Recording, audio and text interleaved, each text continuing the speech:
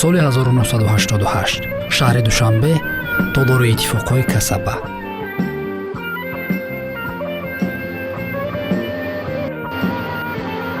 навбатҳои ва бесарусомонӣ назди хазинаи чиптафурӯшии бинои иттифоқҳои Касаба.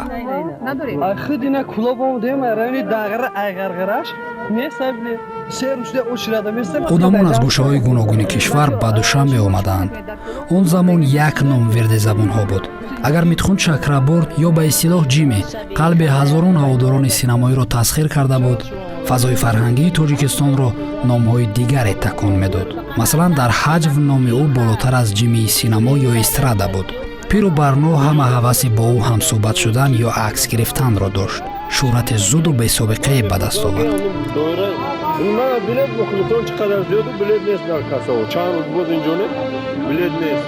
ин оғози қуллаи шӯҳрати ҳунарманди ҷавони театру синамои кишвар Убайдуллои Раҷаб буд. маҳз аз ҳамин ҷо унвони шоҳи ҳаҷви тоҷик буданро ба ӯ рақам заданд. гарчанде худи ӯ ба иллати хоксорӣ аз ин унвон худдорӣ мекунад. инак ӯ ба саҳна мебарояд зери кафкӯбиҳои осмонии ҳаводорони ҳаҷви тоҷик.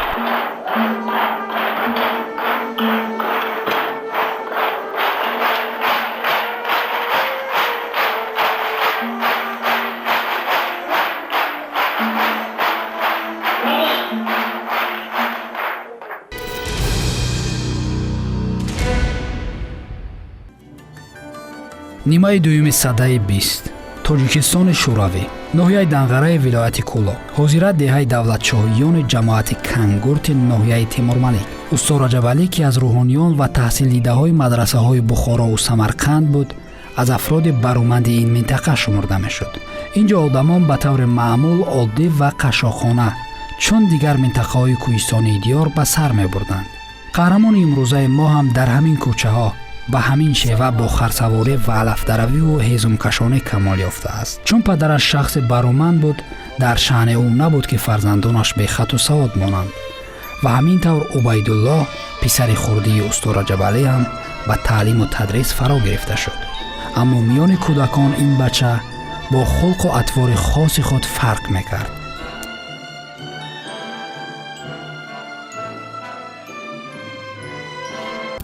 ояндадор мисол одами басавод мешудаги ай кӯдакиш маъламайда ин корое ки дар кӯдакиш мекард ҳамун ҷо ҳам хандаовар буд. коре мекардагиш қати кӯдакон луфтакбозӣ мекард, як чизое мекард ки бо биёш одами калонсол олим будан, муфти шариат будан.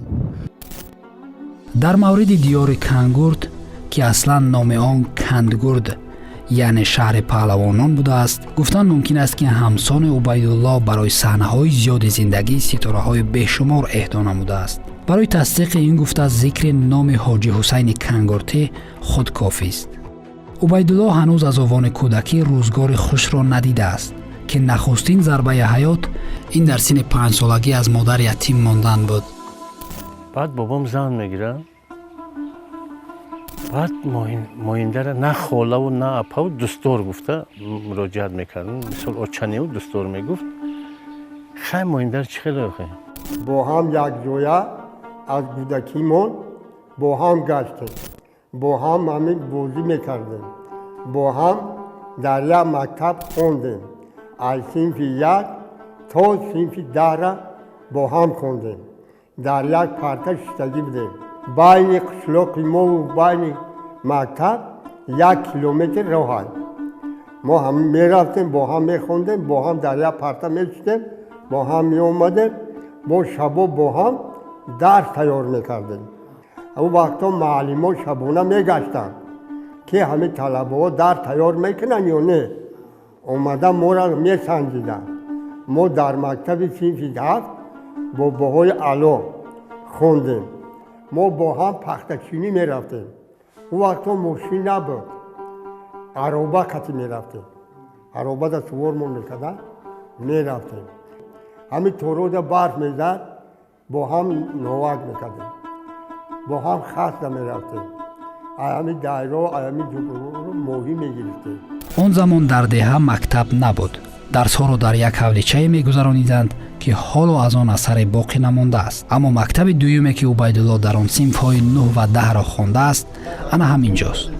хостем аз он дидан кунем то аз бойгонӣ ва маҳфузгоҳҳо ҳуҷҷату санаде аз он рӯзгор пайдо шавад, вале мутаассифона ин мактаб ҳам дигар фаъол нест ва ба ҷои он мактабҳои наву замонавӣ бунёд гаштааст. وقتی که عبیدالله رجب مادرش که وفات کرد بعد آتش زنی نو گرفت همین بنده خیلی نوسوزی آمد همین مادر اوگای همین کم کرد چشون کرد نگاه بینشون نکرد و همین گپای پست و بلنده و کرد همین مادر پدرشونه بسیار هر گپ که گفت بعد یا артик баъд баромадам бирафтам. убайдулло бо уқубат айёми бачагӣ мегузаронд ва аз хати кашидаи моиндар берун намешуд. ин ҳама водораш кард то марде ба пои худ устувор шавад. ҳамин тавр ҳам шуд. рӯзе қарор дод то тарки ёру диёр кунад ва бехабар аз падар озими душанбе мешавад бо баҳонаи хондан, чун бародари калонияш онҷо таҳсил мекард. бародараш қиматулло ӯро иҷборан ба омӯзишгоҳи мусиқӣ дар бахши дирижёрӣ дохил мекунад, вале дили худаш ба рассомӣ кашол буд. бинобар ин чун қиматуллоро ба аскарӣ бурданд, боби дили убайдулло шуд. пианинаро вайрон кард ва аз омӯзишгоҳ хориҷаш намуданд. бо камоли майл инро пазируфт ва шомили курси рассомӣ гашт. аммо тақдир барои ин ҷавони сарсону саргардон чизи дигаре рақам зада буд. омӯзишгоҳи рассомӣ канор монду якбора риштаи актёриро қапид. соли 1964 дар курси махсуси Миттелман ки баъдҳо падари маънавии ин бача гашт ба таҳсил пардохт. ин дафъа азмаш ҷиддӣ буд, зеро ҳунар кайҳо дар қалби кӯчакаш ошиён сохта беқарораш намуда буд. убайдулло пеши ман омаду гуфт ки намехоҳӣ ту актриса шудан? ман ба фикр михел ғулта задаму ман гуфтам охир ман дар шӯъбаи овозхонӣ мехонам. як умр овозхон шудан орзуи ман буд. баъд убайдулло раҷабов хулас ҳамин ки розӣ кунонд мана гап ба дароварду бо ман чанд рӯз этюд мегӯянд. он вақт бо ман ҳамин саҳначаҳо тайёр карду ба Миттелман, сардори студия, ҳоҷи қул раҳматуллоев онҳо ҷамъ омадану мана санҷиданд. дар студияе ки онҳо назди омӯзишгоҳи рассомӣ буд аввал, баъд ино ба омӯзишгоҳи мусиқӣ омаданд, духтаро кам буд дар гурӯҳашон. барои ҳамин духтар интихоб кардану кофтанд. дар байни интихобшудагон масалан Гуландон Сафаралиеваю ман буданд. ана ҳамин буд якумин вохӯрӣ мо бо устодамон Ефим Исаевич Миттелман. ҳардуи моро имтиҳон карданд ва моро ба гурӯҳи худ қабул карданд. лаззат мебурдам аз рафтори убайдулло раҷабов. меомӯхтам аз убайдулло раҷабов. вай ҳамон вақтҳоям бисёр фарқ мекард ба ҳар як коре ки устодои мо мефармуданд.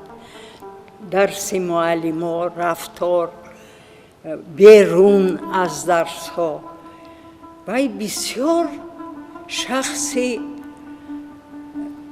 ҷиддӣ буд ва бисёр масъулиятнок. аз ҳамон вақт аз ҳамон солҳои донишҷӯӣ ҳамин خصلتی که برای ایجادکار بسیار بسیار لازم است، به مسئولیت ایجادکار شدن، ایجادکار حقیقی شدن بسیار ناممکن است. همه دانشجوها را من دوست نداشتم، همه را، لیکن مناسبتم با عبیدالله رجبов دیگر خیلتر بود. بعدن که ختم کردیم هر یک نفری ما رو به هر طرف مثلا تقسیم کردن. ما 3 نفر، گلندم، من، میسره امینова به تئاتر لاهوتی، صاحب سلطان علی نظرова به بدخشان، رحمان دوست به خطلون. 5 сол обутоб ёфт дар мактаби Миттелман ва дар роҳи пешанамуда аз худ боварӣ ҳосил намуд, ки метавонад дигар бо Асли Бурҳонов, Тоҳфа Фозилова, Муҳаммадҷон Қосимов, Ато Муҳаммадҷонов, Ҳошим Гадову Гурмит Завқибеков бар ин шахсиятҳо рӯи як саҳна ҳунар озмояд. ҳамин тавр ҳам шуд. аввалин нақше ки Убайдулло дар саҳнаи театр офаридааст, маллоҳ аз намоишномаи соати бурҷи Кремл бо коргардонии худи Миттелман буд. ҳамин тавр оҳиста оҳиста бо нақшҳои лаҳзавӣ Убайдулло ворид шуд ба саҳнаи пурасрори театр, ки ӯро то нокуҷоҳои беохир бурд. аммо дар як гӯшаи қалбаш чизи дигаре буд. ӯ санъати актёриро қабл аз он ки дар театр бинад, замони бачагӣ бинандаи кӯчаки намоишҳои сайёри филми Дохунда дар мактаби Кангурт шуда буд. ин буд ки аввалин нақши намоёнаш ҳам дар саҳнаи театр дар соли 1959 ба намоишномаи Дохунда рост омад. ба бахти ҳунарпешаи ҷавон ҳамон сол дар Тоҷикистони Шӯравӣ аввалин шуда телевизион ба кор шурӯъ намуд ва дуюмин қадами Убайдулло сӯи қуллаи мақсуд ин даъват шуданаш ба яке аз саҳнаҳои хурди телевизионӣ бо номи Қуттии почта дар нақши хаткашон буд. акнун Убайдулло донист ки саҳнаи театр ва дурбини телевизион ин ҳамон роҳҳоест ки оянда умри худро бояд вақфи он гардонад. аммо ҳанӯз аз худ мутмаин набуд, зеро шӯълаи хурӯшони қалбашро танҳо театру телевизион қонеъ намекард ва иллати кашолии дилаш ҳам ҳамин буд. ӯ дунболи асрори киноҳое буд ки дар мактаби Кангурт намоиш медоданд ва то замоне ки пардаҳои ин дунёи пурасрор низ барояш кушода нагашт, қарор нагирифт. он замон дар киностудияи Тоҷикфилм филми Ливои оҳангар аз ҷониби коргардони пурсару садо Борис Кимягаров рӯйнавор меомад. дар нақшҳои умумӣ ва лаҳзавӣ ҷавонони театр даъват мешуданд. баъдан дар як вақт сабту таҳияи филмҳои Зумрад ва Замони осоишта низ шурӯъ шуд, ки Убайдулло ба ҳамин баҳона аз асрори синамо низ ба хубе огоҳӣ пайдо кард. дар филмҳои Ливои оҳангар ва Зумрад пайдо намудани нақшҳои лаҳзавӣ ё умумии Убайдулло кори душвор, ҳатто дар сатрҳо номаш нест, вале дар филми Замони осоишта Убайдулло ба хубе аз худ дарак додааст. соли 1965 Убайдулло ба сафи артиши Шӯравӣ даъват шуд ва пас аз омӯзиши кӯтоҳ дар Самарқанд ӯро ба Туркманистон мефиристанд, ки маҳз онҷо аввалин намоишҳои мустақилонаи худро ба ҳайси як корманди эҷодӣ ва санъаткор роҳандозӣ намудааст. ба ифтихори 20-солагии ғалабаи ҷанги бузурги ватанӣ барномаи ҳунариеро дар гарнизони ҳарбии шаҳри Ашқобод ба роҳ монд, ки баҳои баланд гирифт ва он ҷо қадрдонӣ низ шуд. ҳамин тавр 3 ҷашнвораи сатҳи баландро бо тамоми масъулият тарғезӣ намуд, ки ҳисси эътимод ба нафсро дар ниҳодаш бедор сохт.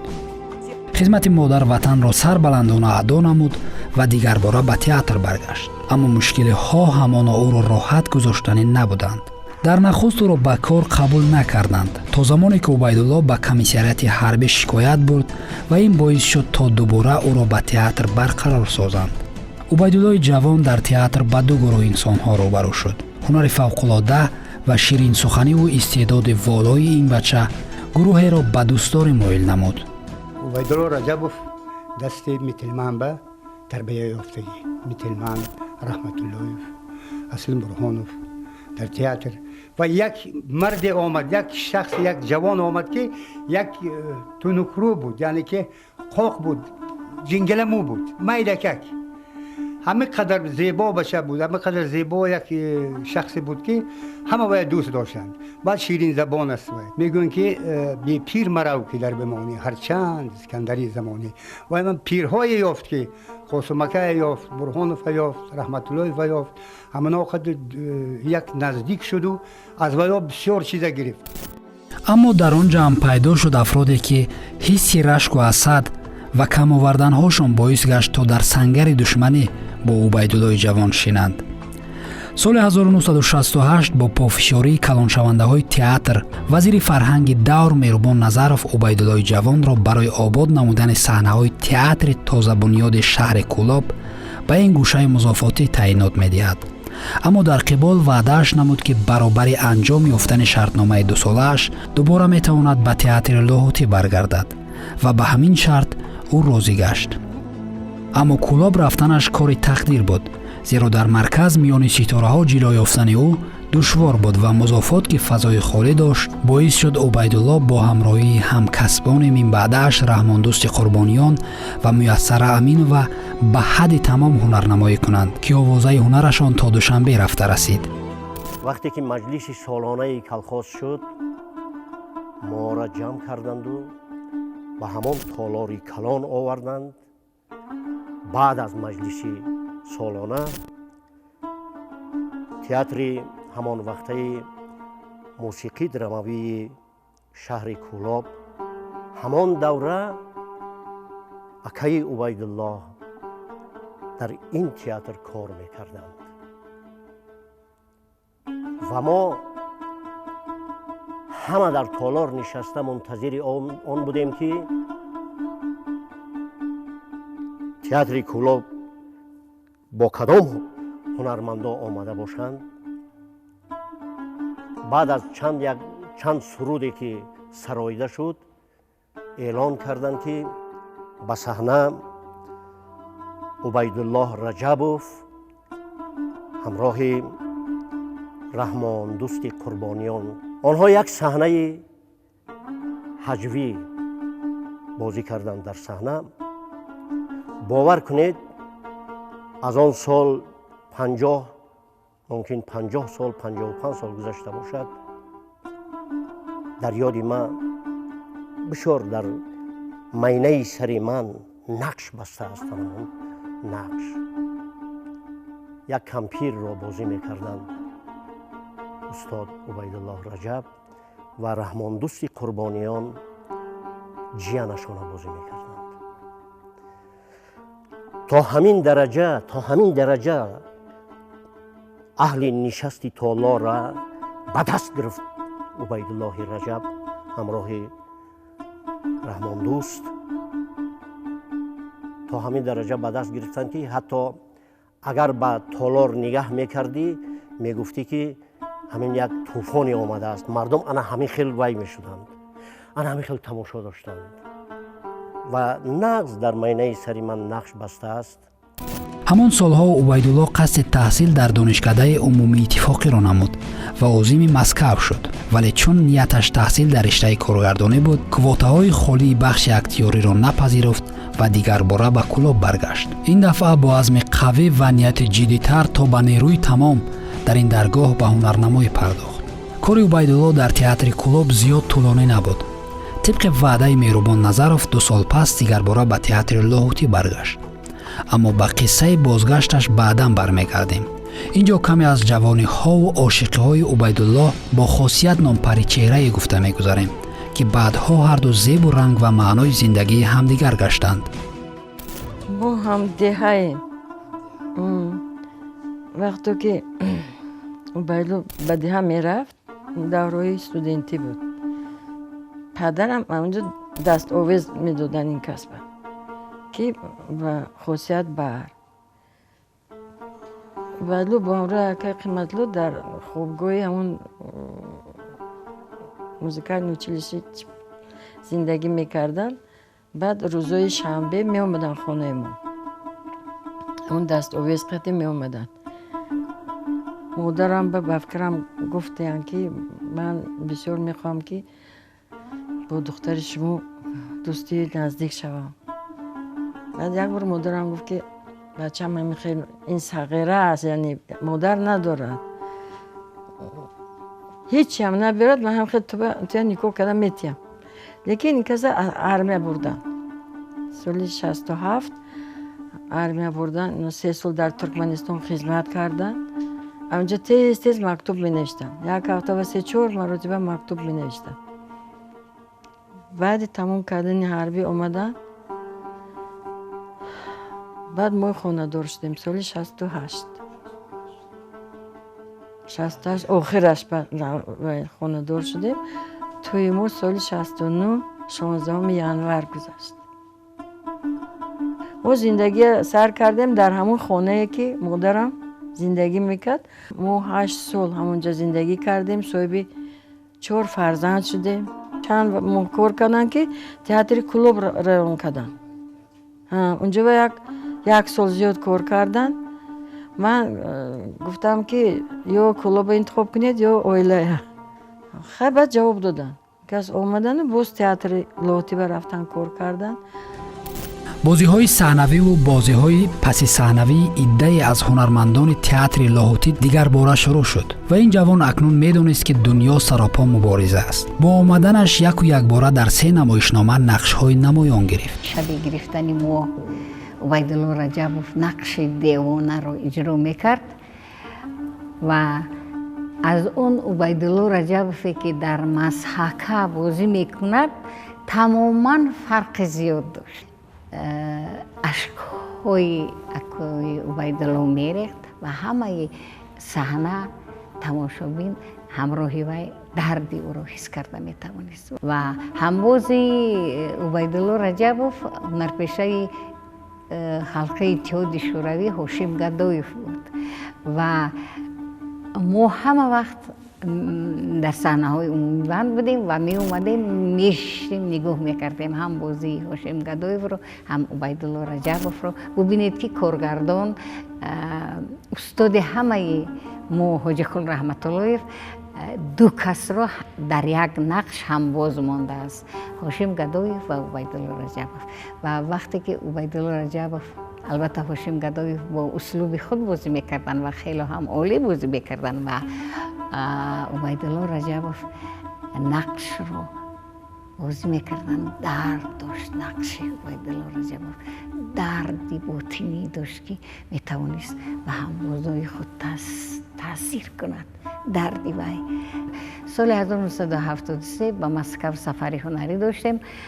اون وقتا تئاتر خیلی سفرهای هنری زیاد داشت، بله سن پترزبورگ، به مسکو، به کیف، به دیگر جاهای، به افغانستان همسایه و از جانب منعقدان شهر مسکو، از جانب تماشابینان اون شهر این نقش خیلی بهای بلند گرفت.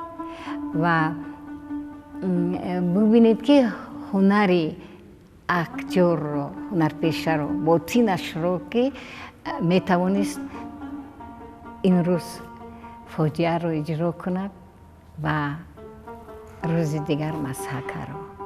و گمان میکنم که اگر کارگردان های ما در وقتی که در تئاتر لاهوتی کار میکردن عبیدالله رجبوف باور کرده نقش فاجعه‌ای رو میدادند، هم عبیدالله رجبوف از عهده‌اش میبرآمد. شفق چی؟ میدونی چی؟ چی کرد؟ من دیگر هیچگاه زن نمیگیرم. برای چی؟ چون که پیش از زن گرفتن ایش میرزا و آقای گید همه جا تنجی و خود جمعی بود. بعد از آن بدبختی سر شد.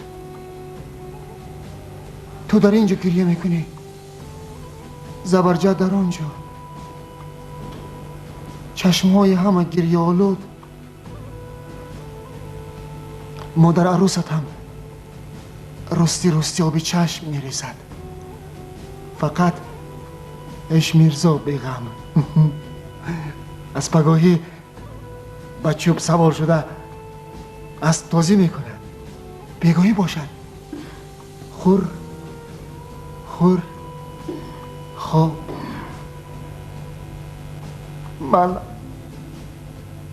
من هم به دشت رفته هون گریه میکنم.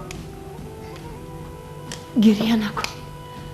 سال 1972 به عضویت اتفاق خادمان تئاتری پذیرفته شد، ولی نه همه وقت نقش‌های تبدیلش را به او می‌دادند. این همه وادارش کرد تا سال 1977 دانشجوی رشته رژیسوری دانشکده صنعت گردد و سال 1982 آن را ختم نمود. اولین نمایشنامه‌ای که عبیدالله روی صحنه چون کارگردان برآورد این کفش‌های ابوالقاسم بود و آن کار دیپلمی او حسابیده می‌شد. در این قسمت دستگیرش تورخان احمدخانوف گشت که بعدها عبیدالله مستقلانه نمایش‌های زیادی کلان حجم را صحنه‌گذاری کرد. پسر من نورعلی قبلگاهی رحمتی ارواحشان نرنجد. برادر 41 سالگی هم خانه دار کرده بودند و من نمردیم کو. بچگی ده بچگی. اگر این بچه ها عذاب پولیابی را میدانستند شاید یک عمر فکری زنگیری نمی کردند. من پسر من نورعلی و تو اقلا به 31 درو در کجاها می گردد با چی کار مشغول است نمیدانم. چند شد که او را ندیدم. هیچ گم نی. بچه کلان شد، عذابش هم کلان می شده است. میگویند راست بوده است. اکنون مشکل جدی‌تر عبیدالله این نداشتن سرپناه در مرکز شهر بود که آن هم زیاد طول نکشید. با دستگیری دوستان و نفران نزدیک به خود عبیدالله، مخصوصاً رهبر دوری تئاتر گورمین ذوقی‌بکوف، عبیدالله رجب صاحب خانه شد. گفتن که این اکتیاری هست که برای تئاتر خیلی ضرور و من در مرکز شهر من خانه گرفتم با کمک استاد گورمینج. میتونست خانه دیگه کسب کرد همچون رهبر تئاتر. و بعد من برای اوکوبان کردم، گورمینج دعوت کردم با یار و رفیقا و با دیگر رفیقا بودن در خانه 6 تن و من با فرزندان شناس کردم که همین استاد گورمین ذوقی‌بکوف همین خانه همین کس توفه کرده. همه فرزندای من میدانند. آخر سالهای 80 عبیدالله به قرار آمد تا از نقش‌آفرینی در نمایش‌های تئاتری کناره‌گیری کند. ماه اپریل سال 1988 به او عنوان هنرپیشه شایسته تاجیکستان را دادند. دوام 13 ساله روی صحنه بود و موفق شد تا در این مدت زیاده از 60 نقش‌های خرد و بزرگ آفرد. و علت اصلی ترک تئاتر نمودن عبیدالله بعداً برمیگردیم. اینجا کمی بالای پهلوها و شاخه‌های پربار و پرسمت هنر عبیدالله تمرکز می‌نماییم. مجموعی هنرها را در خود تجسم میکرد، میپیوست. هم هنر سخنوری، بازیگری، اجرا کنندگی، هنر موسیقی، هنر رسامی و دیدی بسیار نازک و زیبای شاعرانه و هم هنر بسیار والای کارگردانی. یعنی که میگن به یک مرد 40 هنر کم است. استاد عبیدالله هنرهای زیادی داشت و در مجموع با همین هنر و استعداد و مهارت بسیار والا و کسبیت بلند خود همچنان هنرمند اصیل محبوب و دوست داشته مردم گردید. او مثل آب روان بود که هیچ قوه سد راهش شده نمیتوانست. همیشه مجرای خود را میافت. هنوز از روزهای اول چنان قید نموده بودیم، با سرتلاشی خود غیر از تئاتر به آستانه سینما و تلویزیون هم راه یافته بود. همین طور مهارت خود را در سمت دوبلیاژ نیز سنجید و به قول در این جادن بخت هم سفرش گشت. عبیدالله رجبوف در دوبلیاژ همتا نداشتند. یک مهارتی بلند داشتند. خیلی مهنت دوست بودند و با کارشون به حد جدی مناسبت میکردند. و من یگان بار ندیدم که هنگام کار یگان شوخی کنند، یگان از موضوع بیرون برایم. تا درجه احترام من نسبت این هنرمند بلند بود که هر باری که به телевизиони синамо меомаданд, ин барои идораи мо, идораи дубляж як ид буд. Охирон ҳамкории мо дар филми Пеле, мураббии Пеле овоз додам ва ман гумон мекунам ки аз он кас беҳтар касе ҳамин нақшро овоз дода наметавонист. онқадар ба нақш ворид мешуданд ки ҳатто аз ҳамон ҳунарманде ки нақш меофарад беҳтар буд. Дар дасти алмосӣ Юрий Никулин ва дар Асираи Қавқоз нақши Мухтадачан ва дар Иван Васильевич каспашро иваз мекунад нақши шоҳ Иван Грозный. ин филмҳо дар шабакаи аввали телевизиони тоҷик тарҷима шуданд, дар шабакаи Сафина тарҷима шуданд ва ду филме ки дар ҳамин ҷо тарҷима шуданд, Бетолеон масакаи фаронсавӣ ва Пеле дар бораи футболбози машҳур Пеле, филмҳои масакавие ки фаронсавӣ масакавие ки дар он Луи де Фунес яке аз бузургтарин ҳунармандои синамои Фаронса нақш меофарад, гирифта тарҷума ва дубляж намояд. ин пешниҳод аз тарафи худи акаи Убайдулло буд. касбияташон хеле баланд. ягон камбудӣ дар овоздиҳии Убайдулло Раҷабов дар дубляж дида намешуд. ҳам ҳолат, ҳам нутқ, ҳам талаффуз ба дараҷаи олӣ аст. иҷрои нақшҳои намоён дар филмҳои Номзад, Салом Гулнора Раҳимова, Воқеа дар фурудгоҳ ва Асрори Нуҳ пайғамбар чеҳраи зебои ӯро бо шукӯҳи тамом тариқи экранҳои синамоӣ ба намоишҳои саросарӣ ва фаротар гузошт. ҳамон шабу рӯзҳо ба узвияти Федератсияи Иттифоқи синамогарони СССР пазируфта шуд. Судите сами. Все дороги, даже тропинки к монастырю, все они прикрыли. В ближних деревнях дежурят тоже наши посты. Полеты вертолетов всегда под нашим контролем. И тем не менее, эта группа все время рядом. Тут все ясно, их прячет кто-то из местных жителей. میدونید اگر تمام هنرمندای جمع کنیم هر یکتش به یکدیگر مانند، لیکن عبیدالله جان فقط تنها. وی ندارد شخص دیگر که مثل عبیدالله همین چیزهای بی نهایت نفیسی که از بین می رود همونه یافته تنقید کند که خلق یک کمتر از همین بس کند، دست کشد. این بی نهایت هنری баланд. аммо дар ҳар самте ӯ худро санҷид, эҳсос намуд ки ҳаҷв аслиҳаи аслии ӯст. он чӣ ки Убайдуллоро ба қавле аз пушти абрҳо берун кард, ин намоишномаҳои телевизионӣ дар таҳияи Соҷида Ғуломова буд. Убайдулло Раҷаб бошад, гули сари сабади ин намоишномаҳо гашт. найранкҳои майсара бозӣ кардагӣ буданд. Убайдулло он кас ҳамон домудои калона бозӣ мекарданд. вақти бозӣ, вақти ҳамон спектакл буд, вақти ҳамон сабт кардани спектакл буд, ягон оператор ва звукорежиссёр, ягон кас кор карда наметавонист аз хандая. ҳама агар мана мисол актёр ва режиссёрҳои худамон агар дидагӣ бошанд, агар Раҷабгул Қосимов ва ҳам партнёрашон буданд, вақте ки мебаромад саҳна фақат баста мебаромад ки ханди ва ҳеҷ кас набинад, чунки ҳеҷ илоҷ набуд нахандидан. Вай кораша дӯст медорад. вақте ки ман иҷодкора мемондам, Убайдулло Раҷабов нақши асосӣ бозӣ мекард. киноба бозӣ мекард, нақши асосӣ депутат буд бахайрам. номзад. аллакай ҳамон номзад намедонам ки вай Исфараба буд мисёмкош ё ки Конибодон буд, куҷо буд, ҳамин тарафи шимолба буд. аз ҳамон ҷа ҳар рӯз меомад назди ман аку вақти моҳон аз соати 2 то 5 телевизион кораш намехел, аз 2 то 5 ҳамин соати 2 вай парида меомад назди ман мебурдам вай объектон ба сёмка мекардам, бо самолёт қати вай мошин қати гусел мекардам, бо вай мераст ки пага дер намонад. ана хел як марди наҷиб аст. вай шамол хӯрдан, касал шудам, як моҳ қариб дар хона хоб рафтам ва гуфтам ки ман дигар бозӣ намекунам, ман хеле одат дорам. агар ки ҳамин фикру андешаҳома дуруст наомад, ман мегӯям беҳтар ки аз нақш даст кашам, барои ин ки он вақт нақш хуб намебарояд. ва ҳамин тавр ҳам шуд.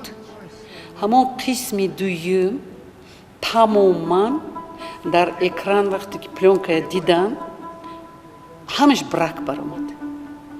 тасаввур кунед он қадар меҳнати мо дар табиат, дар таги борон, дар хунукӣ ва маҷбур шудем баъд аз 1 моҳ баъд бо апаи соҷида бечора акаю Убайдулло хестан хона омадан ки ту не нагӯй Дилбарҷон ин хел намешавад акнун дили мана ёфтану барош ман намекунам гуфта будам тамом.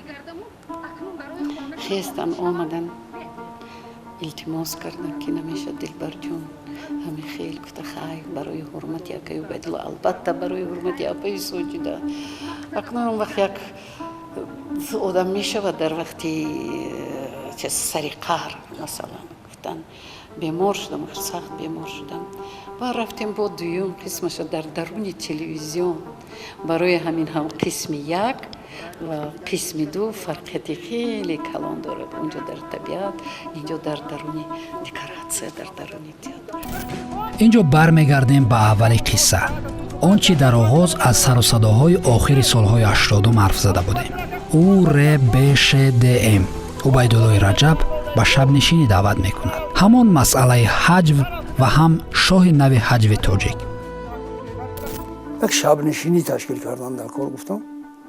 бадоҳатан шумо ҳамин чӣ хеле ки эстрадаи Россия давраи СССР буд, эстрадаи иттиҳоди шӯравӣ мо чунон шахсиятҳо баромад мекарданд ки ҳамчун Никулин, Аркадий Райкин, баъд писари Аркадий Райкин ё ин ки Хазанов, Винокур, ҳамаи инҳо Петросян, ҳамаи инҳо барои мо худаш дарс буд.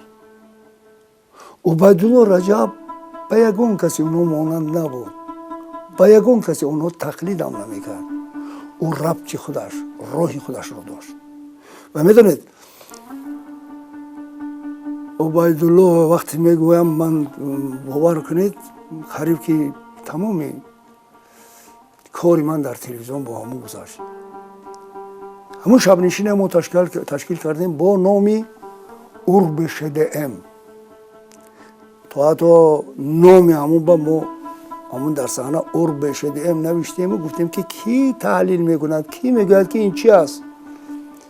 яке мегӯяд ки Убайдулло Раҷаб ба чиз ба шӯрбои дирӯза даъват мекунад, яке мегӯяд ки Убайдулло шӯрбои дирӯза нағз мекунад, яке ҳар хел.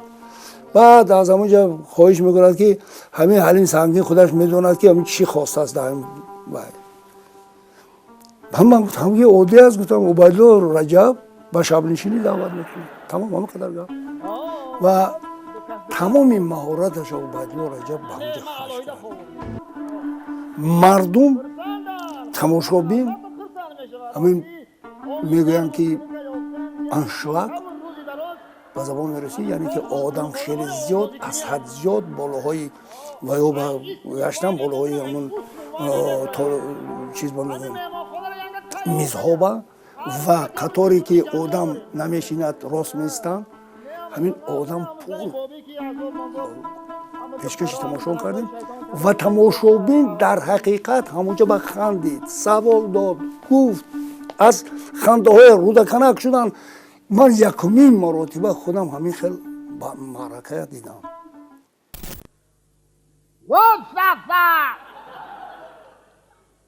Safar Huy kullara megmoki meyumneti bedel fadiler ki kaçınıylara ölmekliyoki Huy kâgane cinsel daroki O ço خیکیا بچه می بو بیتای ایاسی آمدن نواسش در درون خونه خواب برده در ایدرو محکم کرده بیچاره موی سفید در آمدن نمیتونه اکو واب سفر یه جوونه مرد داره وی که خیاگانه ما بلو مخی این صف شخلا میگیره اوچه خیمه من سر دیوال ببرم نبرو بچم سر دیوال بیتم درشنا میکشن هیچ گمه واب سفر این جوونه مرد مرده خوابت برده نبرو بکش سر دیوال مردم نبرو بچه نه سر دیوال مردم نبرو بچه نه دیولای مردم چپا میکنی، یکم مار را، یکم کاجدما، یکم زنبورای میگذته. ای مال مرا بگذه. نه بگذه دیوال مردم. وان زفر اینا بر آمدم. اوچه همه انگورا بیچینم. بچه من چه انگورا خومه بچه می. انگورا 25 سال میگوید من اینا پوف کردم. تو اینا کپوندی. من گفتم که بیرون از سپیکتاکل نمایش اگر وای خام نمیشد پختگی نمیشد وای نمیکپید تربوز کنه وای خام بود 25 سال تو بیهوده وای پوف کردی بیهوده پوف کردی عبیدالله رجب عموما نرفت نمیخوند همین خیلی آدمی راستی که یکم خطاگی بر دست نمیزند آن نمونه ده ما کم کم خطاگی دوریم اینجا یک 50 تایی میزنیم این باشه هم تا گلسخ بکش کدگی هم تا آدمی خیلی همه آفرین میگن حکومت آفرینش میگن من خلاصه همیشه عراق خدا چیکار کنم گفته که خیلی گرفتم در بغلم جا کردم فر اومدم هنوز صحنه تیار نیست پس پرده باید که شینیم بالا استالا شینیم همینجا اکا همه ناز و نعمت موندگی یعنی کنیاک موندگی چای فامیل عرق موندگی آب بعد همین سیب و هر چیز من استک عرق خودم برآوردم کشودم چیش تیار کردم و آب گرفتم پناه کردم پشت پناه کردم یکم کس درک ندارد چی واقعا میشد من باشم اون چی میشده باشه فقط هم چی میشده باشه هیچ کلام به نمیترود که اینقدر آدم های معتبر آمدن و چی میشده باشه من باشم همین عرق موندم چی میشده باشه خلاصه صحنه سر شد یک محل عبیدالله یکی بینم که در بحث در آمد بیا گفت 7 گرم کچ کنیم مایلش برآوردم ریختم منعکه وای همون هر وقت در وقتی مشق آب نوشیدگی کن میخورد و بعد من فس میکردم و اون نگاه میکرد و بعد امیدید که چی بعد وای این خیلی میکرد پشکتی و خیلی وای اون وقت نبود انا قلقای پا نبود من فقط وای نمیدونه که من فس میگم این شب در پیش وای نشون ندادم که سورپریز همین وقتی که چقاندیم من بزن خیکم فس وای بوشد حیران فس میگه خیلی تو اخیر رفتم فس گفته خودم ناز میدونم که عراق حب زدم زکوس ککم این وقت بینم باید نگاه دارد اکو وای باید من قویل کند من وای قویل کردم کو من تو با گفته نگه ده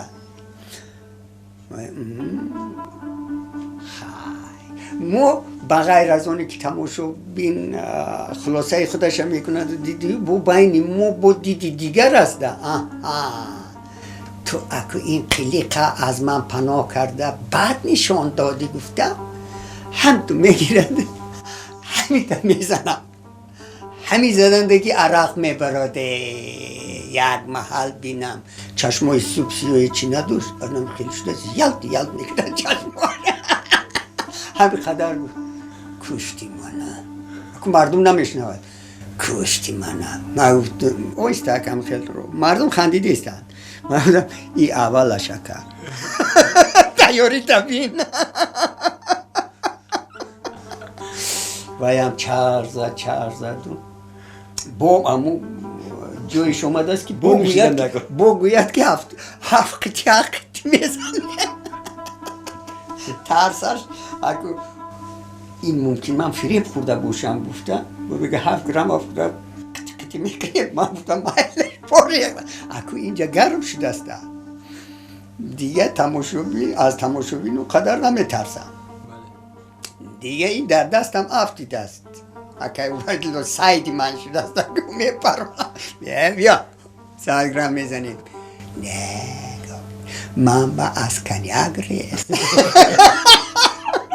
رای یافته نگه خدیم یافته شدیم من اسکنیاگ ریست. با هم خیلی تو من نفهم نمیکنی گفتگی بری نکه هیچ کردی هیچ گرم نیانم چویا میریزیم. از سوالت برو مدن وظیفه شام همین بود که اون رو خدا برای ما آفرید که او طبع ما رو خوش کند، مردم رو خنداند. این بسیار خوشبختی است که وقتی که ما نام استاد را میگیم در لبانمون تبسم میشه، استاد رو در بیرون میبینیم خنده میشه. من بارها هزارها مشاهده کردم که کسی استاد را میبیند با یک تبسم با یک چهره شده میبیند. هنرنمایی استاد که چون ما یک نظر میکنیم و نگاه میکنیم و همیشه در توجه هر یک تای ما بودن، نه بلکه تماشابینان بلکه همکسبان و شاگردان، در آن هنری بسیار بزرگی استعداد خدادادی را میدیدیم که من استاد یک به طرز طبیعی آفریدن هر یک نقششان، یعنی از خلق گرفتن همون قهرمان هایشان را میدیدیم و همین گواه از آن است که استاد بسیار مهنت دوستند، استاد بسیار صداقت دارن به کسبشان و همطور به مثل بعضی از ما همکسبان ما که ما بسیار همطور خستگی برآمده بی تیاری بی آمادگی به صحنه میبریم، یعنی استاد این را که همیشه از خود دور میکردن. اون کس که این مناسبت به کسب است، مناسبت به کسبشان، یعنی بسیار جدی مناسبت میکردن. و همچون تماشابین همچون هنرمند گفته میتوانم که مکتبی خیلی بزرگی هنری محض در مسحکه داشتند. و رفته گوری همین میتلمن کافته یافته و گور خاکدان تربتی که چند سال در زیر خار و خس و مثلا همون درخت ها مونده است، با شاگرداش رفته همون تازه کرده، سنگش نمایان کرده، قرض شاگردش اجرا کرد. سالهای 90 دهه آخر قرن 20 تاجیکستان به گرداب جنگ شهروندی غوطه‌ور شد.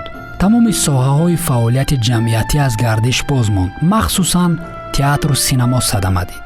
به سر و سامانه به اوج اعلا رسید. آن سالهای شوم چهره‌های زیاد نمایان فرهنگی کشور را از ما ربود. قهرمان امروزه ما نیز میبایست همان سالها قربانی آن نابسامانی‌ها شود. هم دوره جنگ باید در برابر شادروان رستم عبدالرحیم، شادروان کرامت الله قربان، پدر من باید به قتل میرساندن. بعد در خانه شده بودیم که روی حوله بتر میدراید، یک بتر میدراید و بعد میگویند زنگ در میشود و خد از گلازوک نگاه دارم که ما خودی نترسید، خواطر نشوید، پدر در خانه باشد در کشید.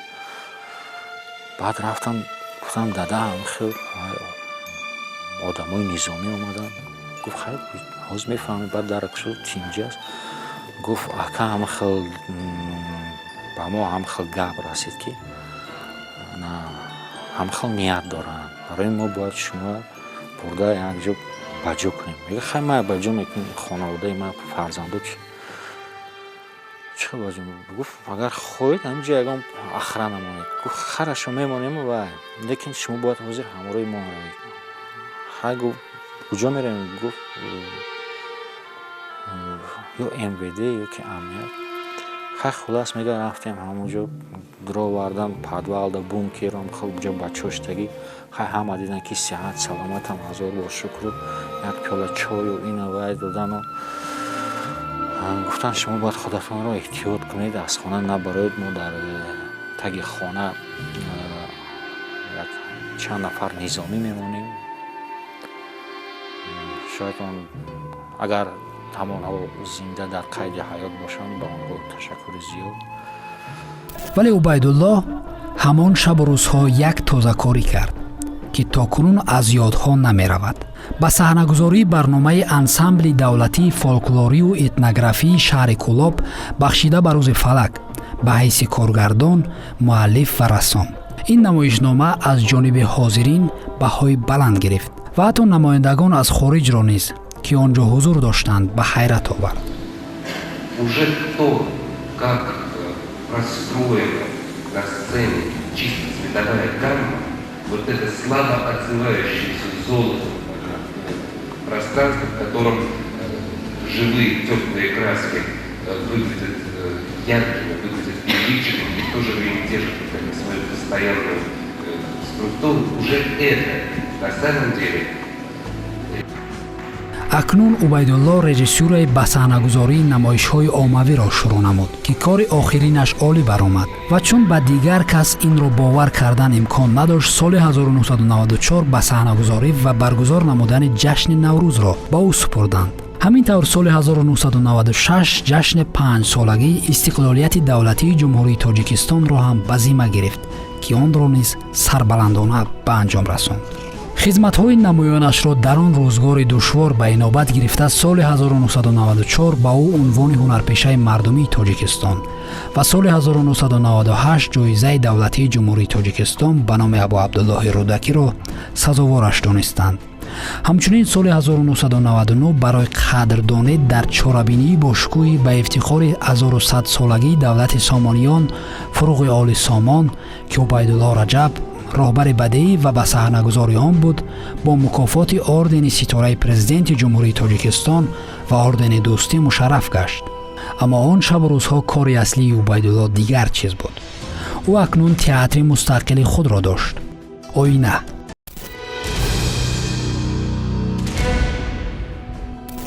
ابتدای سالهای 90 بود که عبیدالله در یک مجلس با آرامی تمام به همه اهل تئاتر اعلام داد که با خواهش خودش از تئاتر لاهوتی می رود و تئاتر خود را می کشاید.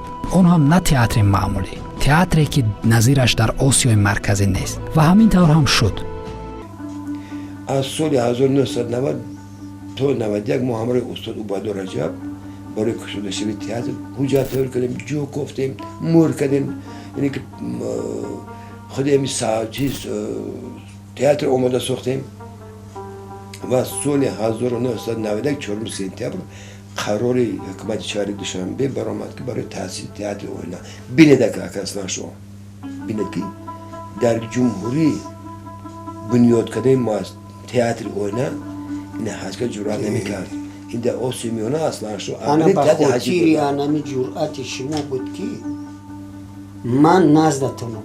نه بود بعد میگفتم شما میدونید اصلا شو وقتی اجرا شد بعد نام شما بود حتما گفتن که اصلا شو با سیمرودی مردم تو یوسف سعید اکی اوتی خودی بعد اینا رو حتما زمینه بانیو قصه گفته احیای یک تئاتر نه در جمهوری پدیده نبود برای این ملت برای دولت. حتی قسمت بیشتر آرایشات را خود عبیدالله طراحی نموده است. در این سمت یکی از دوستان نزدیکش سبزعلی شریپوف با او کمک میکرد. این نخستین تئاتر حجم‌نگاری در دوشنبه شد در پایتخت و این کس دستگیری کردن همون اماراتش حکومت شهر با اون کس دادن این امارات. بعد من دعوت کرد که یک بین نظر کن چیکار کردن ممکن که یک ترتیب نظامی استتیکش درآوریم، یعنی آرایش یک یگان چیز. بعد ببینم که گرد همون تئاتر همون امارات هست، ولی تئاتر نیست که هم گرد همون امارات پنجره کرده، پنجره از آهن، پنجره از آهن کرده است گرد همونا. بعد من اومدم من گفتم اینجا به یک چیز کردن ممکن گفتم. بعد رفتم و شب خمک اسکیز کردم و آوردم نشون دادم بسیار معقولش اومد. و بود نقاب ها کرده بودم، نقاب های خنده، نقاب های گریه، نقاب بین گریه و بین چیز هر خیلی کرده بودم. این همش از متال بود. همین کردیم حالا که آدمی گذشته میفهمید که همین تئاتر آینه به اویزه و به هیچی حالا که میفهمیدن خودش با بسیار معقول بود. با کسب خود آنقدر وفادار بودند که برای ما جوانانی اون وقت مکتب عبرت بودند و تا حاضر هم هستند. این قدر خدمت کردن به ملت در صف اول بودند، از اولین هایی بودند که 1100 سالگی دولت سامانیان و تمامی چاره‌بینی ها و کنسرت هایی که در همه جشن ها میشدند فعال بودند و بسیار انسانی پرمحصول و مهنتی بودند. از خود میراث بسیار خوب هنری ماندند. همین تئاتر آینه اگر به نام عبیدالله رجبوف نامگذاری شود، بهترین کار خوبه، بهترین کاری می بود. من همین پیشنهاد دارم و باوری دارم که این پیشنهاد دستگیری می یابد. با به کار شروع نمودن آینه از صحنه‌های خردی اجوی شروع نمودند و کارشان تا زینه‌ای رسید که فیلم‌های کلان حجم و سلسله فیلم‌ها روی نوار می‌آوردگی شدند. آتشک نادری نقش‌آفری‌های سینمایی او را کارگردان نمایان سینمای تاجیک یونس یوسفوف کشف کرد و آنها با هم فعالیت پرمحصول ایجادی را به راه ماندند. Это непочатый край еще. Еще нет конца и края, как его работоспособность, умение вести себя на площадке, умение работать с партнерами – это Божий дар. И если он на экране настолько правдив и настолько так естественный, то это благодаря его таланту. Нельзя сказать, что кто-то из режиссеров нас или что-то. Мы подсказываем внешний рисунок, а самые внутренние, главные внутренние действия актера, образ, характер, характерность, это все идет уже от него, как от актера. И если этого дара нет, но любого человека сделать артистом невозможно.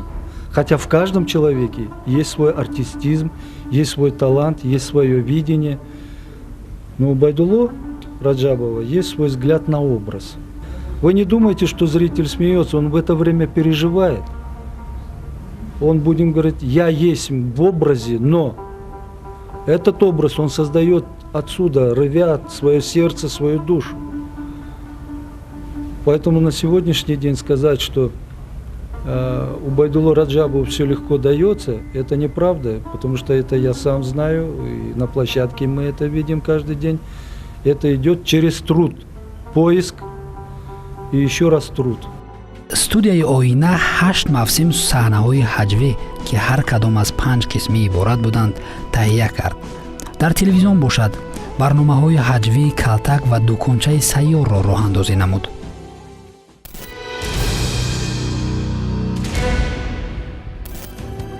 садаи 21 асри нав, соли нав ва зиндагии убайдулло низ маҷрои дигар гирифт.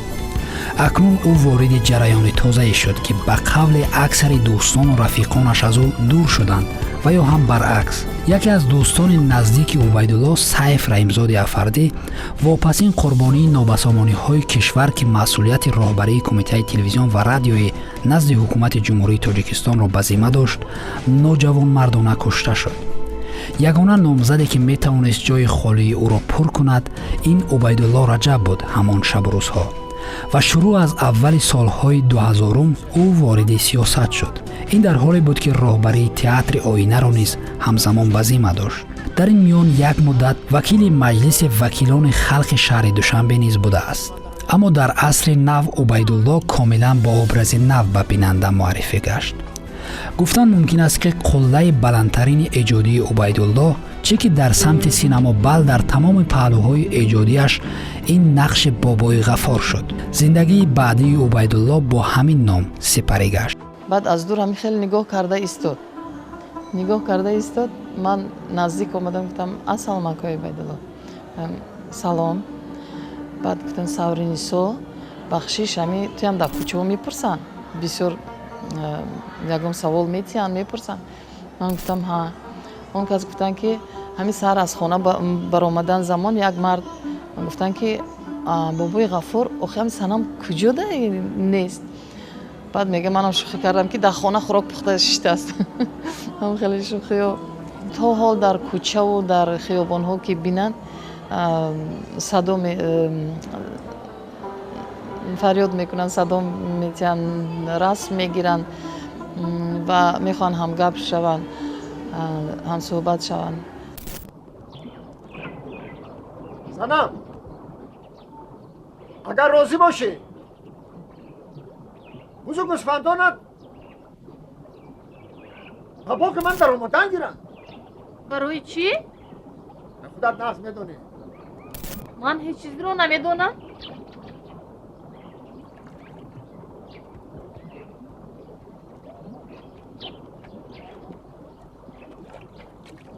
ماشین میخرم.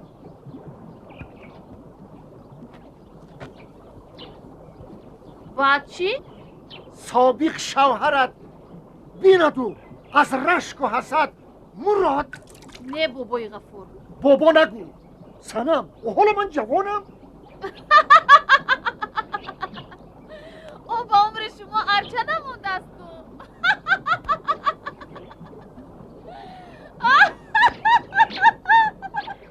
سنم مسخره نکن، قهرم را نخزن. خارت کرد بینی تگست.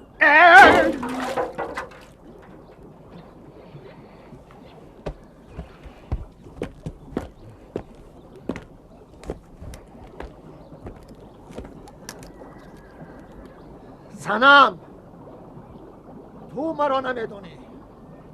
نه تو مرا نمیدونی. اگر همین صغیره نعمت جیانت مالبونت باشد، یک روز نه یک روز باز بزرگ گوسفندانت با باغ من میدرآیند. انا آن وقت ببینی که لینگ گوسفندت در شاخ گلاس آویزان. نترسم بابای غفور. ای بابا نگوی. از 9-18 ساله شوی که نظرم تو رو نمیگیرم.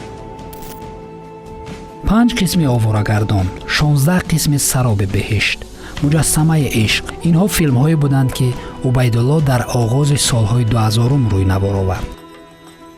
در مسکو همین خیلی واقع میشود که 2 آواره‌گرد یک آدم بوی غارت میکنن در درون بیمارخانه. این تصادفاً میخوردم میشه، تصادفاً. هرین میگیرد میاد ابو تو آواره‌گرد اصلا شد تو آواره‌گرد عبیدالله تو آنم آدم بوی میمک به دولت هر سی تو بیمارخانه دار دیدید. هر کدومون میپرسیم سناریو گدیه. سناریو بود здесь یونس میگه. هر سی مو حیران سناریو سنی کی میگرده میگه که ви же импровизатор. سنی ما میگه ты же импровизатор. خیلی научите его. ای دیگه ما را خدا داده. هم چیزی را نمیخریم، هم میگذیم. اگه میدونیم که هم پستکش نمیخریم. اگه او عبیدالله میسته عادت کردگی نخواه با پاتیکس تو هم رفتگی یکی میشنیم میگه اگه عبیدالله هم استخونه نمیخریم. این سیرشم بگه ما را یونس دعوت میکرد سیون که ساعت 9 نیزافت پاشد تو زیر پازافت. نهاری نمیدی نهاری میکنیم. بعد تو ساعت 12 اگه نمیکرد جو با جو میکرد ما چی میکرد نمیخریم. همین کار شده گسته. بعد ساعت قریب 1 سیوم که صاحب خیلی گرسنه موندگی همه چی رو می آوردن. قصه کوتاه. آزم امی عجوی بود چه ایور نبروری بگون. عبیدالله رجب رئیس کمیته اگه آدمی خدی که بود من هم شوخی هم میکردم. روز که اگه پگونو تا بکش در جای غیل زن.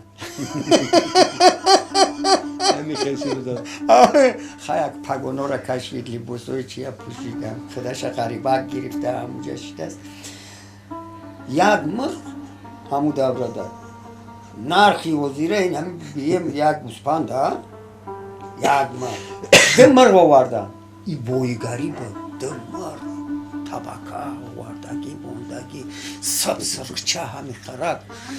اپراتور رو نگه دادن. این خیلی بود که ما اصلا شد استادی من رئیس چی گفت رئیس نیست دیگه فراموش کن اکای عبیدالله و استاد فراموش کن اینجا دیگه در چند سالگی ای عبیدالله را که یونسی سپر باشه میگه که یک تاش میخورید یک تا میخورید یک تا دیگر برای همه کسا میخوریم بعدی نورا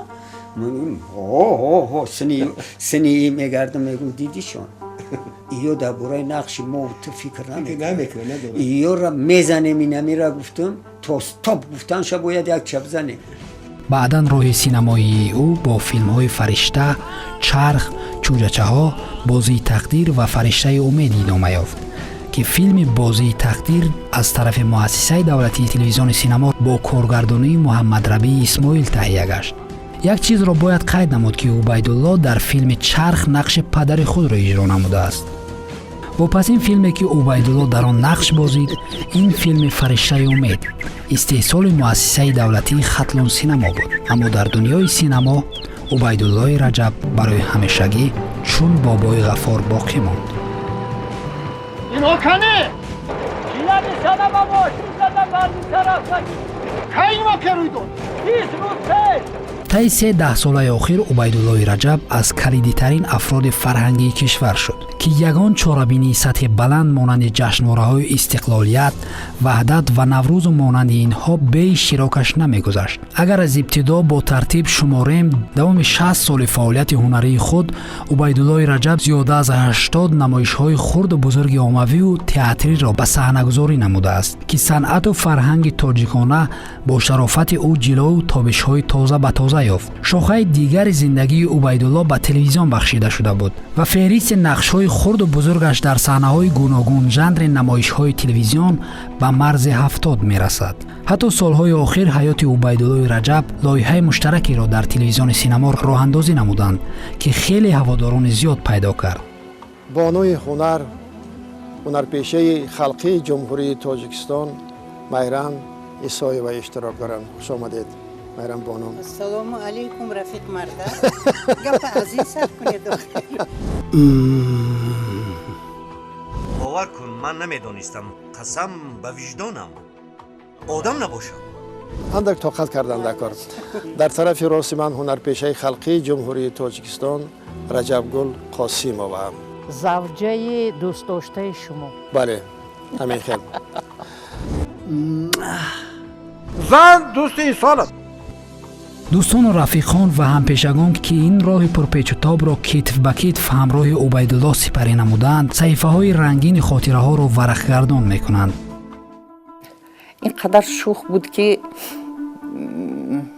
می توانست زنگ زند و وقتی تلفن می برداریم الو لبای من نماینده حکومت ба зудӣ масалан ман садоша намешинохтам. тасаввур кунед ҳолати замони шӯравӣ ман намояндаи ҳукумат гуфта хонатон ба занг занад. дилат так меравад. тинҷӣ аст? ягон воқеа рӯй додааст ми? не, шумо бояд ҳукумат биёед. баъд ман титпити ки мешудам, механдид. ту мана нашинохтимӣ? بسیار این خیلی شوخی ها میکرد. ما این قسمت زمستان بود در نواحی قسمت خود اطراف خوجند نمایش ها را گذراندیم. اکنون باید به قسمت زرافشان یعنی به شهر پنجکین می رفتیم. جامدان استاد عبیدالله رجب را دزد ها را بودند به یغما بردند. باور کنید همون حالتی ما یک حالت فاجعه بار بود. وقتی تا پنجکین رسیدیم راه یخ بود، چند جا قریب ماشین چند جا لغزید، خطرناک هم بود. همین گویا که از سر هممان یک سطلی آب خنک ریخته باشند. بسیار همه راه افتاده شدیم. وقتی که ما شام رسیدیم به پنجکین، حتی وقتی صحنه برآمدیم استاد همون حالت ناگواریشان نشان ندادند. یعنی که همون چون که رسالت هنرمند همین است که وای چقدر مشکلی خودش دارد و مشکلی وای است، پرابلم های وای است، لیکن تماشابین گناهکار نیست. باید تماشابین یعنی وای باید قناعت معنوی حاصل کند، وای باید کیفیت روحی باید пайдо кунад. یعنی همان طوری گویا که هیچ واقعه نشده است. همین خیلی نمایش خیلی خوب صورت گرفت و با راهبریت شهر البته رساندیم که همین خیلی یک حالتی گفتیم که یک واقعی ناخوش در حیات فرهنگی کشور روی داد. یعنی جامدانی استاد عبیدالله رجبوف به یغما رفت و روز دیگر وقتی که استاد با یعنی کمیته حزبی شهر دعوت کردن، از اونجا رئیس گارپا و اداره سودای شهر با استاد با انبارهای اداره سودای شهر پنجکند رفتن. وقتی استاد از اونجا برگشتن ما نشناختیم. یک تلپکی بسیار گرانبها، شرف پشمین، من اینا حتی نوشتم با یک طرز طنز نوشتم در هفته‌نامه ادبیات و صنعت در صحیفه مشفقی هم به چاپ رسیده بود. وقتی برگشتم ما استاد اصلا نشناختیم. جامدان از پوست تمساح‌های آفریقای جنوبی، اون شرفشون از پشم بزهای کوههای تیانشان بود، نمیدونم تلپک از اون موشهای آبی، نمیدونم انتراکتیده بود، از کجا بود. همین خیلی چنان استاد خرسند همه چیزی که به استاد دادن همش مال خارجی بود، تا از لباس ورزشی و تک‌پوش و حتی جاروب‌ها و چایجوش و همش خارجی. وقتی برگشتن استاد با این تمام اهل ایجاد ما، خصوصا استاد سید مراد مردانوف با تخلص خربزه، همین قدر دیگر باعث شدن ناراحت که دزد لعنتی آخر هم جامدان من هم در همه جا بود و هم میگرفتی میمردی. همین قدر دیگر به 7 پشت دزد لعنت میخوانیم. اول لعنت میخوانیم که برای چی جامدان استاد دزدیدن، بعد لعنت میخوانیم برای چی جامدان من هم همه جا بود و هم ندزدیدی. همین خیلی اینه که یک حالتایی بود. من اینه بعد گفتم که استاد عبیدالله رجب در 2 رکعت نماز شکرانه خواندن، به 7 پشت دزد دعا کردن که 7 پشتش خدا رحمت کنه. دنقره رهاسکو رای کلان اون طرف محکم کردگی، این طرف هم محکم کردگی ماشین نیست. تمام مردم دنقره جمع شدگی 6 دیرم زمین با ما برآمد کردیم. همون چانه همون گپ نبود. وقتی بازی با یک بار ای زنهای شما همین فقط همین جفت با تولد میکردسته میزایدسته گفت نیچ این کم ای خدا چوی همین بکن این کم نیست. بعد من گفتم که چی گفتم 7 پشت من جفتر بود. یه دیگر گپ نزد، خندش گرفت، گپ نزد. بعد نمایش وضاحتاً شد این چیز. یک کس همون باید از خنده همطور غلط زدیم جبه. من ستول زنبا غلط دیدم. با گشت خیلی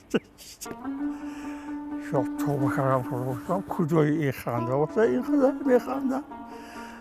خواهی ها جفتگر بود اما 7 پشت من جفتگر بود. بعد نمایش گفت که بلای یافتی. ما تقریبا 24 سال پیش 25 سال پیش یک سفر داشتیم با عبیدالله رجبوف جانب خطلان زمین و اون وقت از راه شرشر میگذاشتیم. پر خاک چنگ بود، این تونلا و اینا نبودن، زده و کوفته میبرامدیم. از نارک وقتی که گذاشتیم رفتیم بالای شرشر. یک بازارچه همین چی فروشی بود، میوه انجیر و دیگه سیب و همین چیزایی که همون منطقه میان کودککا میفروشند. بعد یا زنده‌یاد شاه مظفر یادگاری من عبیدالله رجب نزد یک کودک سیب فروش رفتیم. 9 ساله بود 10 ساله بود همین بود. بعد کنجکاو که شاه مظفر این چند سوم است، این فلان سوم است.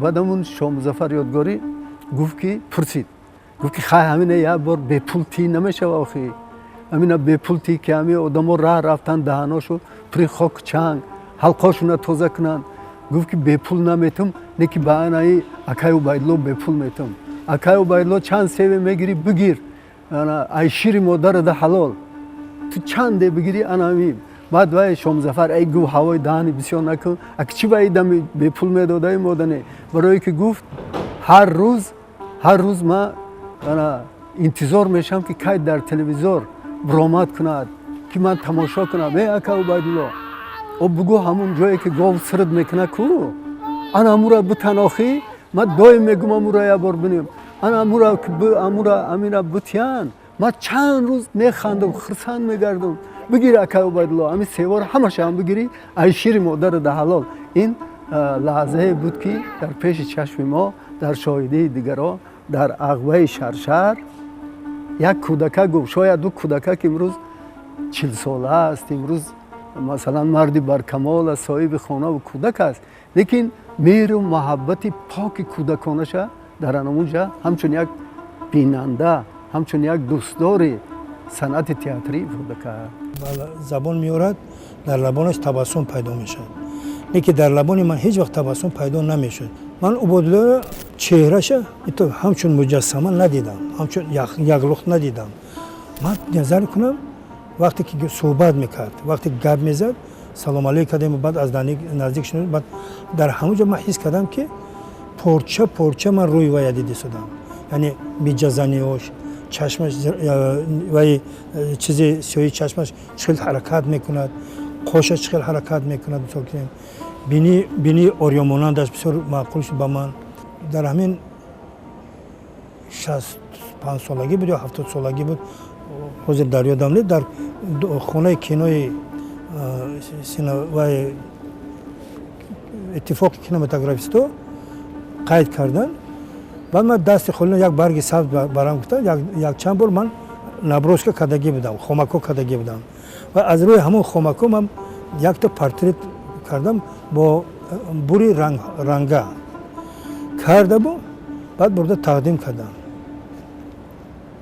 من در دانشکده رسامی و دیزاین همین مهمه نمایش کرده بودم نمایش چهره‌های نزدیکانم یعنی چهره‌های فرزندان برومند دیار همین در همین نمایش این چنین همین پورتریتی که من کرده بودم اوزم بود وای آمد دعوتی بود آمد دیدن کردم خیلی ما صحبت کردیم بعد خودش در همونجا شوخی کرده گفت این سبزعلی فقط پرچه‌های روی من می‌بیند هیچ گفتم تو انتظارم که که تو من یه لخت می‌بینی عاقبت نشد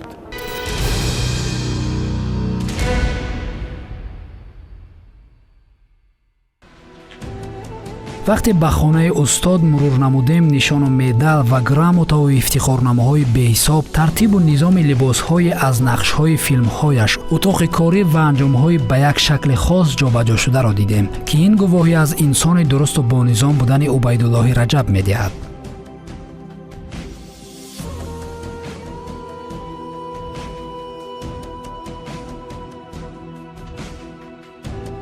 با همسر مشفق و غمخوار عائله سالم و فرزندان صالحه و نبیرگان دوسترو یافت و با این همه نعمت دوران پیری میراند.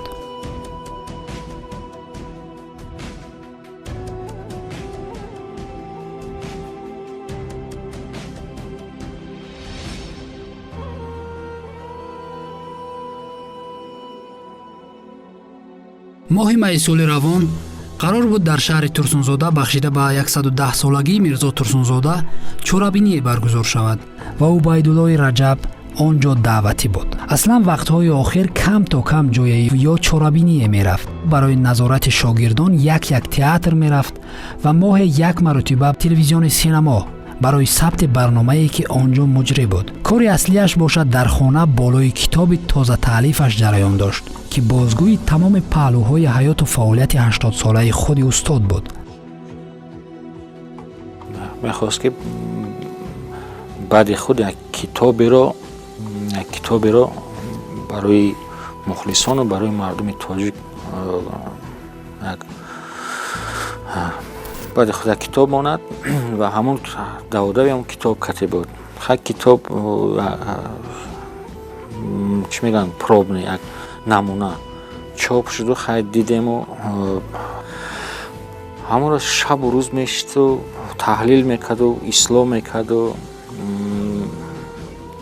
дар баробари ин ҷашни Мирзо Турсунзода ба Рега баъд гуфтем дада шояд наравед ҳамунҷо гуфтак наравам мешаваду лекин ман ваъда додам баъд омадану амахел баъд аз як ҳафта амахел кам месулфид гуфтем дада тинҷаст гуфт тинҷи хай грипп шудам вай шудам месулид модарам дору медоду баъд ба модарам гуфтам ки ҳамҷом кам месулад дар мекунад бародарам баъд омад гуфт дада камака ҳолатон тинчил қиёфаатон чеҳратон тинчил рангаш дигар аст пага тайёр шавед духтур мерем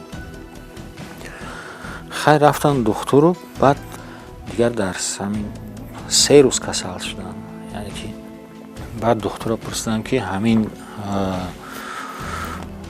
вазнинӣ ҳамин касали рӯз чанд рӯз вазнинӣ дорад баъд гуфтам аз 3 то 5 рӯза ҳамин рӯзои вазнин аст ҳамин 3-5 рӯза гузаронад баъд оҳиста оҳиста сабук мешавад ки ҳамин лаҳза дидам ки аллакай падар дар дами сакарот асту дигар ҳарчи духтур массаж мекард дилу вай мекард дигар падара аз даст додем падар рафт дигар абарустоди санъату фарҳанги миллати тоҷик шоҳи аҷв ва равшангари кошонаҳои ҳар як тоҷику тоҷикистониён дунёи фониро барои ҳамеша тарк кард. аз марг бояд тарсид? ҳеҷ вақт аз марг набояд тарсид. чаро? чунки мо ҳамамон медонем ки як рӯз не як рӯз марг фаро мерасад. чаро тарсид? мо медонем ки ин фаро мерасад. Тарсан дар кор нест, баръакс он корҳое ки мо ба анҷом нарасондаем ё ки метавонем карда, ина бояд ба анҷом расонем. пас созиш бояд кард? созиш чи аст? созиш ҳамин аст ки худата эҳтиёт мекунӣ. аз устод Убайдулло Раҷаб чӣ ёд мекунӣ? мегуфтагистанд мардум ки як девонаи касби худ буд ки имрӯз дар байни мо нест. яъне девона ба маънои мусбат. бале, девонаи касби худ. ошиқ. бале. буд ва мутаассифона имрӯз нест. ман бемор будам дар хона миён дард хеста наметавонам ҷумида наметавонам телефон шуд телефони дастӣ гирифта гӯш кардам ки абу али муродов гуфт устод мо одами бузурга аз даст додем ман тамом шуд ман як бора шудам баъд хестам медонед одами касал меонда хеста наметавонад хестам дод задам хона ба хона ҳеҷ кас нест 4 хона дорам 4 хонада ҳар кадомаш алоҳида дод задам Убайдулло гуфт ҳамсояҳо омаданд чӣ гап шуд ман гуфтам ҳама хел дӯсти наздикама гум кардам او رفت از این جهانی فانی برداشت قدم زندگانی افسوس و دریغ و درد یاران این نابغه رفت ناگهانی دنیای هنر از او فرحبار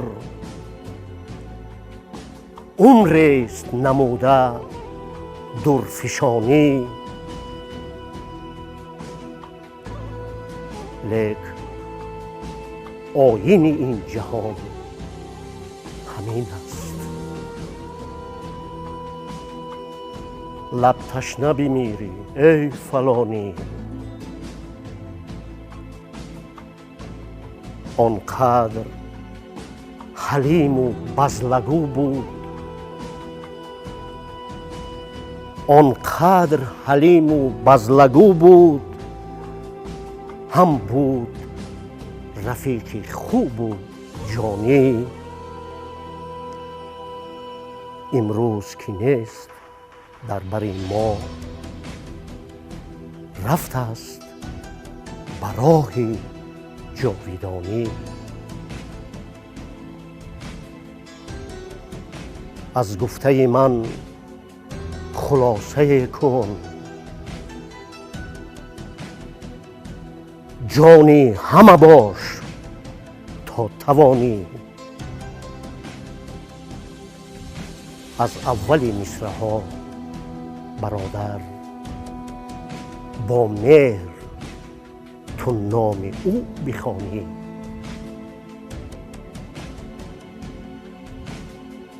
رفتی و نرفته زیادم ای دوست برادر کلانی. فردوسی بر این نصیبت باد، تو لایقی جنت المکانی. تو لایقی جنت المکانی. عزیزان دل، مهربان ها، آنهایی که من شما را احترام دوست می‌دارم، آنهایی که هر یکی شما و تاجیکستان عزیز ما بپروا نیستید. تاجیکستان از آن من است. تاجیکستان از آن تو است. تاجیکستان از آن شما است. تاجیکستان از آن ما است.